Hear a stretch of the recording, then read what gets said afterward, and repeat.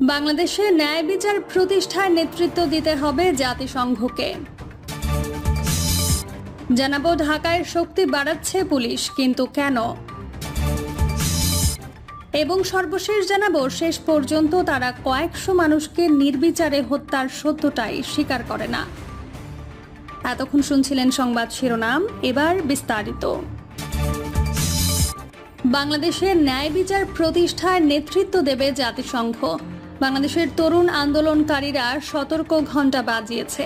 এখন দেশে ও বিদেশে অবস্থানরত বাংলাদেশি জনগণ ও বৈশ্বিক মানবাধিকার সংস্থাগুলোর দায়িত্ব হলো জাতিসংঘকে এমন একটি তদন্তের জন্য চাপ দেওয়া। প্রধানমন্ত্রী শেখ হাসিনাকে সম্প্রতি ভাঙা কিছু কাচের জানালার সামনে দাঁড়িয়ে তার অতি চর্চিত স্বভাব সুলভ কান্না ভরা ভঙ্গিতে ছবি তুলেছেন। তার এই ফটো সেশনে অনুপস্থিত ছিল আওয়ামী লীগ সরকারের হাতে নিরপরাধ প্রাণ সংহারের নির্মম সব দৃশ্য। এতগুলো ঝরে যাওয়া প্রাণকে বয়ান থেকে একেবারেই মুছে ফেলা হয়েছে। হাসিনা ও আওয়ামী লীগ নেতারা এখন তাদের চিরচেনা চিত্রনাট্য মেনে চলছে। কোনোভাবেই দায় নেওয়া যাবে না। বিরোধী দলগুলোকে দোষারোপ করতে হবে, তদন্ত ও শাস্তির ওয়াদা দিতে হবে, আর বিক্ষোভে রাস্তাঘাটের ক্ষয়ক্ষতি নিয়ে মায়া কান্না করতে হবে।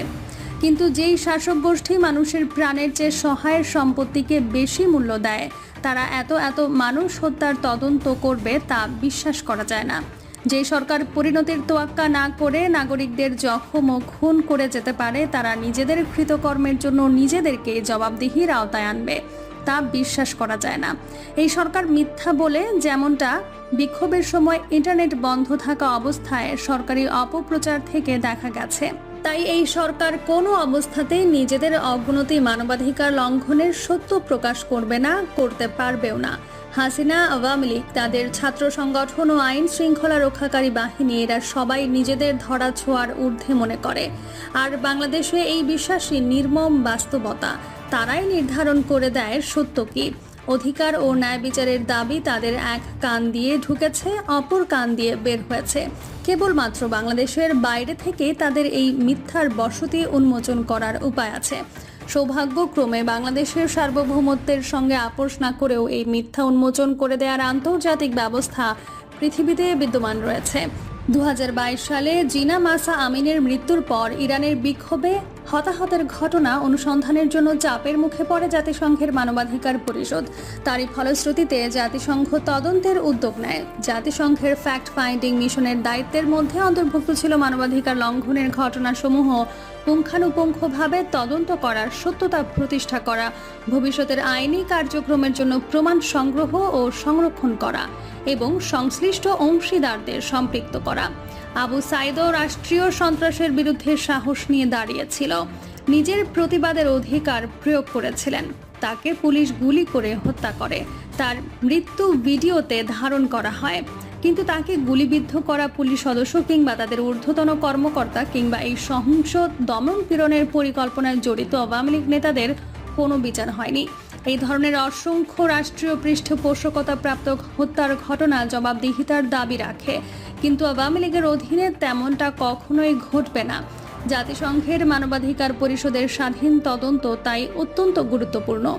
জাতিসংঘের দায়টা এখানে একটু বেশি, কেননা তাদের শান্তিরক্ষী কার্যক্রমে ব্যবহৃত যানবাহন ব্যবহার করে বাংলাদেশে হত্যাযজ্ঞ চালানো হয়েছে। আর যারা সেই হত্যাযজ্ঞ চালিয়েছে তাদেরকে জাতিসংঘ আবার সুদূর কোনো মহাদেশের শান্তিরক্ষী হিসেবে নিয়োগ দেয়। বাংলাদেশের তরুণ আন্দোলনকারীরা সতর্ক ঘণ্টা বাজিয়েছে। এখন জাতিসংঘে এমন একটি তদন্তের জন্য চাপ দেওয়ার দায়িত্ব বর্তায় দেশে ও বিদেশে অবস্থানরত বাংলাদেশি জনগণ ও বৈশ্বিক মানবাধিকার সংস্থাগুলোর ওপর। দিন শেষে জবাবদিহিতা ও ন্যায় বিচার প্রতিষ্ঠিত করতেই হবে। ঢাকায় শক্তি বাড়াচ্ছে পুলিশ, কিন্তু কেন? সরকারি চাকরিতে কোটা সংস্কার আন্দোলন ঘিরে রাজধানী জুড়ে ছড়িয়ে পড়া নজিরবিহীন সংঘাত নিয়ন্ত্রণে নাস্তানাবুদ হতে হয়েছে ঢাকা মহানগর পুলিশকে। হাজার হাজার আন্দোলনকারীর সঙ্গে পুলিশের মুখোমুখি সংঘর্ষের শুরুতেই বেকায়দা পড়েন পুলিশ সদস্যরা। সুযোগ পেয়ে রাজধানীর পথে পথে অবরুদ্ধ করে তাদের ওপর হামলা চালানো হয়। পুলিশের জ্যেষ্ঠ কর্মকর্তাদের মূল্যায়ন অনুযায়ী আন্দোলনকারীদের তুলনায় মাঠে কম সদস্য থাকায় জনগণের নিরাপত্তা তো দূরের কথা, উল্টো নিজেদের রক্ষা করতেই হিমশিম খেতে হয় তাদের। অভিযানে যুক্ত হওয়ার পর ঘুরে দাঁড়াতে শুরু করেন। এই উপলব্ধি থেকে ভবিষ্যতের সহিংসতা প্রতিরোধে নিজেদের শক্তি বাড়ানোর পরিকল্পনা করছে ডিএমপি। পুলিশ কর্তারা মনে করছেন সামর্থ্য থাকার পরও শুধু সংখ্যার দিক থেকে পিছিয়ে পড়ায় পরিস্থিতি নাগালের বাইরে চলে গিয়েছিল। ডিএমপির একটি সূত্র বলছে, পুলিশের সবচেয়ে বড় এই ইউনিটে এখন 32,000-এর মতো সদস্য রয়েছে। তাদের মধ্যে সরাসরি দাঙ্গা দমনে মাঠে কাজ করেন 18 থেকে 20,000। কর্মকর্তাদের সংখ্যা ভবিষ্যতে এ ধরনের সহিংস আন্দোলন আরও বাড়তে পারে। তাই এবার আগে থেকেই পুরো পরিস্থিতি নিজেদের নিয়ন্ত্রণে রাখতে চায় পুলিশ। সেজন্য দেশের বিভিন্ন জেলা থেকে আরও অন্তত 10,000 সদস্য ঢাকায় আনার পরিকল্পনা করা হচ্ছে।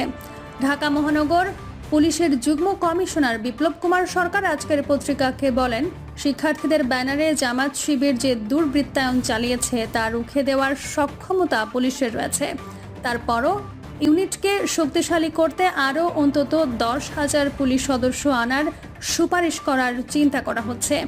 এত সদস্য থাকার পরও হামলা ভাঙচুর ঠেকানোর সহ নিজেদের রক্ষা করতে পুলিশ ব্যর্থ হলো কেন?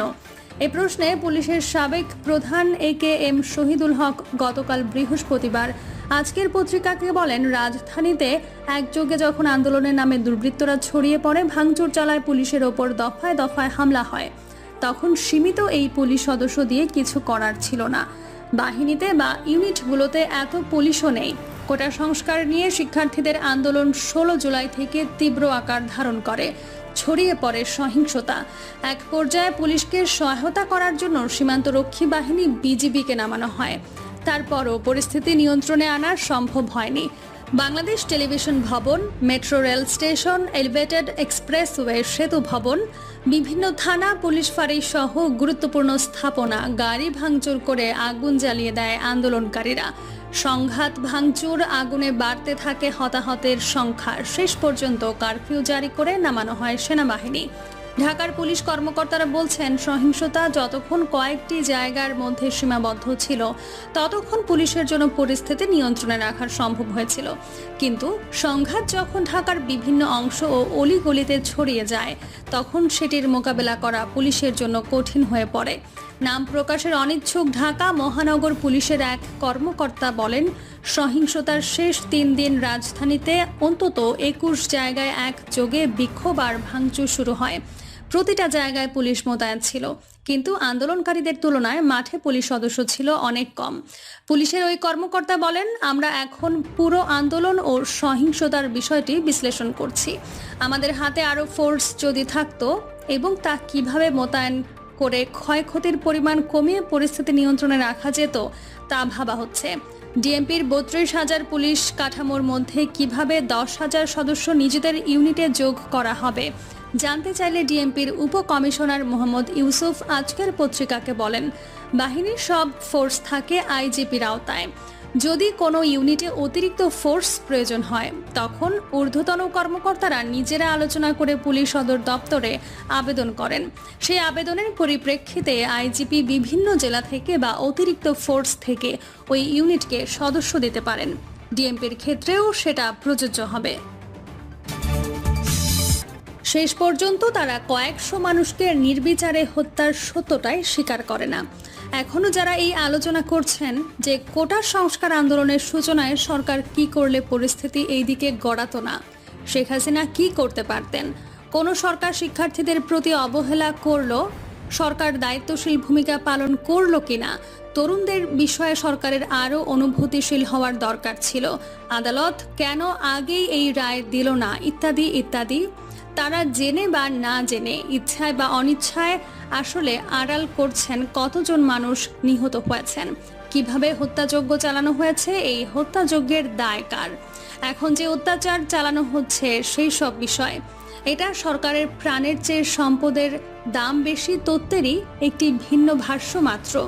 কি করিলে কি হইতো আলোচনা হচ্ছে, যা ইতিমধ্যে ঘটে গেছে সেই ঘটনার ভয়াবহতাকে আড়াল করে স্বাধীনতা উত্তর বাংলাদেশের ইতিহাসের নির্মমতম হত্যাকাণ্ডকে বৈধতা প্রদান। সরকার চাইলেই এই প্রাণহানি এড়ানো যেত বলে যারা আহাজারি করছেন তারা এটা বলছেন না। সরকার ও সরকার প্রধান শেখ হাসিনা চান না এমন কিছু বাংলাদেশে ঘটে না। যে আলোচনা 18 জুলাই এবং তারপরে বাংলাদেশের ইতিহাসে ঘটেছে সেই বিষয়ে সুস্পষ্ট অবস্থান নেয় না, এই ঘটনা প্রবাহকে হত্যাযোগ্য বলে চিহ্নিত করে না এবং এর জন্য দায়ীদের ব্যাপারে কোনো ধরনের কথা বলেন না। তাদের উদ্দেশ্য কি সেটা বোঝা দুরূহ নয়, যদিও এরা অ্যাপোলজি বা ক্ষমা চায় না, কিন্তু এই আচরণের কারণে ইংরেজিতে এই ধরনের লোকদের বলা হয় রেজিম অ্যাপোলজিস্ট। রেজিম অ্যাপোলজিস্টদের ভিন্ন চেহারাও আছে। দুর্বোধ্য তত্ত্বের আড়ালে, সাইকো অ্যানালাইসিসের আড়ালে রাজনীতির কাঠামোগত দিকের প্রশ্ন তুলে ইতিহাসের নির্বাচিত অংশ তুলে ধরে তারা যা বলেন সেটা শেষ পর্যন্ত এই সত্যটাই স্বীকার করে না যে কয়েকশো মানুষকে নির্বিচারে হত্যা করা হয়েছে। প্রিয় দর্শক, এই ছিল এখনকার সর্বশেষ সংবাদ।